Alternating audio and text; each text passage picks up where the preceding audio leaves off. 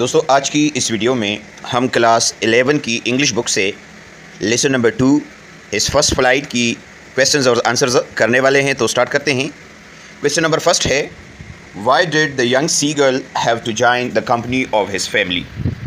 سوال کا مطلب یہ ہے کہ نوجوان بگلے کو اپنے خاندان کی محفل میں یا صحبت میں کیوں شامل ہونا پڑا. تو اس کا آنسر ہے the young seagull had to join the company of his family because he could not live alone. There was no food on the ledge and hunger had made him maddened. There was no other option for him but to join his family in order to save his life. جواب کا مطلب یہ ہے کہ نوجوان بگلے کو اپنے خاندان کی کمپنی میں شامل ہونا پڑا کیونکہ وہ اکیلا نہیں رہ سکتا تھا. لچ پر یا چٹان پر یا کنارے پر کھانا نہیں تھا اور بھوک نے اسے دیوانہ بنا دیا تھا. اس کے پاس اپنی جان بچانے کے لیے اپنے خاندان میں شامل ہونے کے علاوہ کوئی اور راستہ یا کوئی چارہ نہیں تھا. کویسچن نمبر 2 ہے why don't his parents his brothers and sister give ہم فوڈ. سوال کا مطلب یہ ہے کہ اس کے والدین بھائی اور بہن اسے کھانا کیوں نہیں دیتے. تو اس کا آنسر ہے his parents brothers and sister do not give ہم food because they want him to learn to fly and find food for himself. If they gave him food, he would always remain dependent on them. By doing this, they are encouraging him to face life's challenges and become independent. جواب کا مطلب یہ ہے کہ اس کے والدین بھائی اور بہن اسے کھانا نہیں دیتے کیونکہ وہ چاہتے ہیں کہ وہ اڑنا سیکھیں اور اپنے لیے کھانا تلاش کریں. اگر وہ ایسا اسے کھانا دیتے تو وہ ہمیشہ ان کا محتاج رہتا. ایسا کرنے سے وہ اسے زندگی کے چیلنجز کا سامنا کرنے اور خود مختار بننے کی ترغیب دے رہے ہیں. Question number 3 what was the attitude of the family toward the young seagull. Was it agreeable to you اور ناٹ. ایکسپلین. سوال کا مطلب یہ ہے کہ نوجوان سمندری بگلے کے ساتھ اس کے خاندان کا رویہ کیسا تھا. کیا آپ اس کے ساتھ متفق ہیں یا نہیں. تو آپ نے اس بات کی وضاحت کرنی ہے. تو اس کا آنسر ہے the family's attitude towards the young seagull was very harsh. They left him alone but it was necessary so he could learn to fly.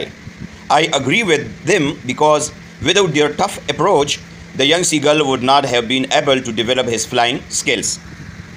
جواب کا مطلب یہ ہے کہ نوجوان بگلے کے ساتھ خاندان کا رویہ بہت سخت تھا. انہوں نے اسے اکیلا چھوڑ دیا لیکن یہ اس کے لیے ضروری تھا تاکہ وہ اڑنا سیکھ سکے. میں ان سے اتفاق کرتا ہوں کیونکہ ان کے سخت رویے کے بغیر نوجوان سیگل اپنی پرواز کی مہارت کو ترقی نہیں دے سکتا تھا. اچھا جی، سوال نمبر 4 ہے describe in your own words the feelings actions and thoughts of the seagull soon after his fall. سوال کا مطلب یہ ہے کہ سمندری بگلے کے گرنے کے فوراً بعد اس کے احساسات، اس کے جو افعال ہے اور خیالات اس کو اپنے الفاظ میں بیان کرے. تو اس کا آنسر ہے soon after his fall the young seagull screamed with terror and he felt that his heart stopped pumping. For a moment he heard nothing but then after a few moments he screamed with joy and started flapping his wings. He flew up and down. Now he felt very happy and satisfied. جواب کا مطلب یہ ہے کہ اس کے گرنے کے فوراً بعد نوجوان بگلے نے خوف کی وجہ سے چیخ ماری اور اسے لگا کہ اس کا دل دھڑکنا بند ہو گیا ہے. ایک لمحے کے لیے اسے کچھ سنائی نہیں دیا لیکن پھر چند لمحوں بعد وہ خوشی سے چیخا اور اپنے پر پڑپڑانے لگا. وہ اوپر نیچے اڑ گیا. اب وہ بہت خوش اور مطمئن محسوس کر رہا تھا. کویسچن نمبر 5 ہے What could be the author's purpose behind writing the story His First Flight? سوال کا مطلب یہ ہے کہ His First Flight کی کہانی لکھنے کے پیچھے مصنف کا مقصد کیا ہو سکتا ہے. تو اس کا آنسر ہے The author's purpose behind writing the story His First Flight could be to teach readers about the importance of facing challenges, learning new skills, and ultimately growing stronger through adversity. The author tells us that everything is possible but one needs to take initiative. جواب کا جو مطلب ہے وہ کچھ اس طرح ہے کہ ہز فرسٹ فلائٹ کی کہانی لکھنے کے پیچھے مصنف کا مقصد ریڈرز کو چیلنجوں کا سامنا کرنے، نئی مہارتیں سیکھنے اور بالآخر مشکلات کے ذریعے مضبوط ہونے کی اہمیت کے بارے میں سکھانا ہو سکتا ہے۔ مصنف ہمیں بتاتا ہے کہ سب کچھ ممکن ہے، لیکن ہمیں پہل کرنے کی ضرورت ہے، آغاز یا کام شروع کرنے کی ضرورت ہے۔ اچھا جی، سوال نمبر ہے 6۔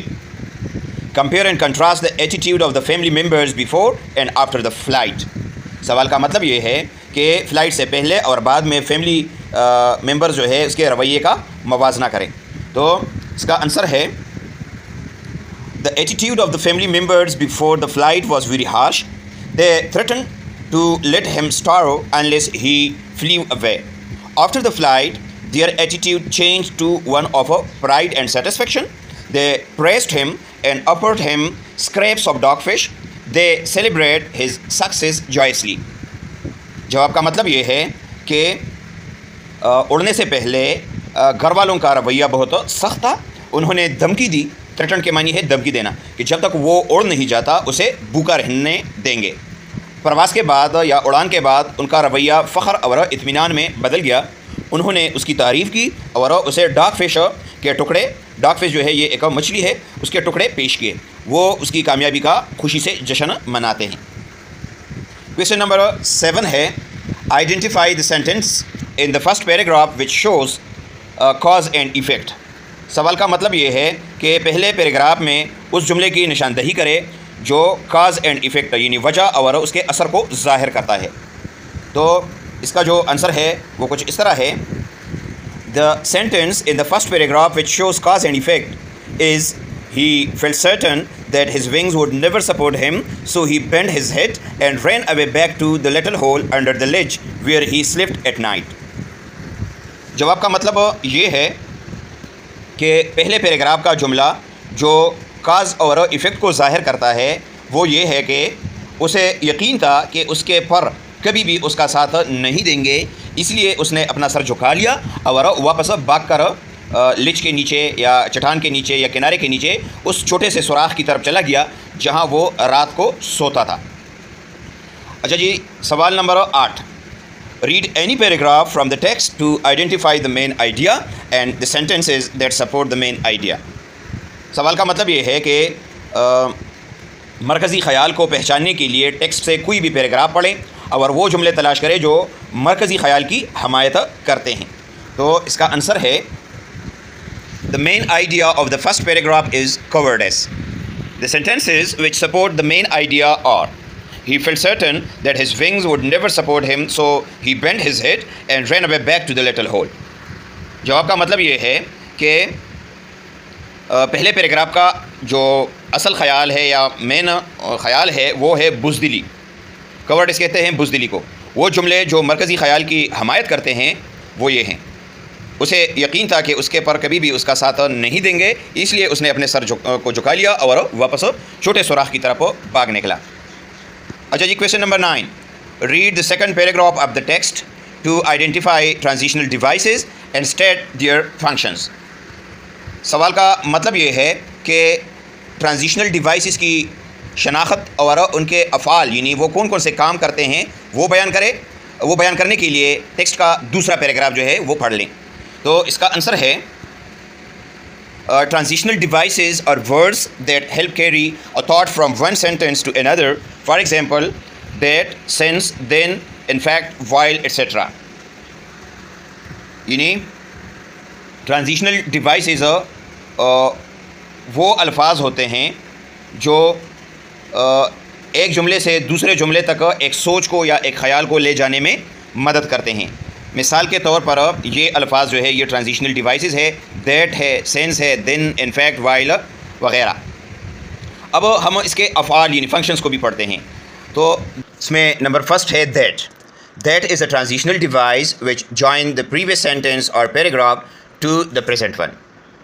یعنی دیٹ وہ ٹرانزیشنل ڈیوائس ہے جو کہ گزرے ہوئے جملے کو یا پیراگراف کو موجودہ پیراگراف یا جملے کے ساتھ جوڑتا ہے۔ نیکسٹ ہے sense. Sense is a transitional device which tells about the previous sentence. Sense وہ ٹرانزیشنل ڈیوائس ہے جو ہمیں پچھلے یا گزرے ہوئے جملے کے بارے میں بتاتا ہے۔ نیکسٹ ٹرانزیشنل ڈیوائس ہے while. While is a transitional device which joins the previous sentence to the next one. یعنی وائل ایک ٹرانزیشنل ڈیوائس ہے جو کہ گزرے ہوئے جملے یا پہلے والے جملے کو اگلے جملے کے ساتھ ملاتا ہے۔ تو دوستو یہ تھا آج کا ہمارا ٹاپک، امید ہے آپ کو اس کی سمجھ آ گئی ہوگی۔ کسی بھی جگہ پر آپ کا کوئی سوال ہو تو آپ کمنٹ میں بتائیے گا، انشاءاللہ میں آپ کو ضرور جواب دوں گا۔ تھینک یو فار واچنگ، اللہ حافظ۔